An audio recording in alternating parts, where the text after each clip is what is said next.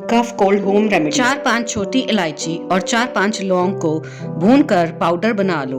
रोज सुबह शाम 1 चम्मच शहद में मिलाकर 5 दिन खाने से खांसी जुकाम ठीक होता है। एक पैन में पानी बॉईल करने के लिए रखें। उसमें दालचीनी, लौंग, काली मिर्च, अजवाइन, सौंफ, अदरक और थोड़ा सा गुड़ डालें। फिर इलायची डालें। इसे बॉईल करें जितनी देर तक काढ़ा आधा न रह जाए। इसे 1 हफ्ता रोज पीने से खांसी जुकाम गायब हो जाएगा।